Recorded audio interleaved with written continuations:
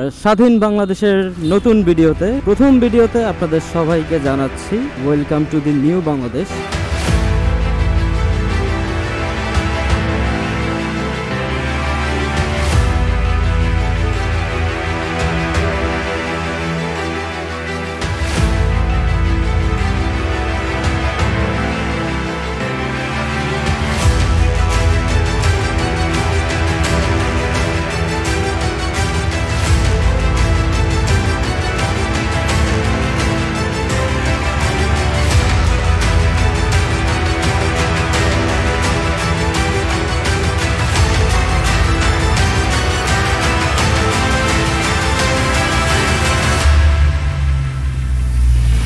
এই যে ছেলেরা আজকে রাস্তার দায়িত্ব নিছে, বাংলাদেশে কোনো ট্রাফিক নাই, পুলিশ নাই, তো এইটা হচ্ছে কি একটা নতুন বাংলাদেশের সূচনা। এটা একটা নতুন বাংলাদেশকে বিশ্বের দরবারে পরিচয় করার দেওয়ার মাধ্যম, যে না আমরা এতদিন আন্দোলন করেছি, আজকে দেশের সরকার নেই, আজকে দেশের প্রশাসন নেই, কিন্তু আমরা দায়িত্ব নিয়েছি এই দেশকে সুন্দর করার, সুগঠিত করার। তো এই জন্য ওরা আজকে রাস্তায় নেমেছে।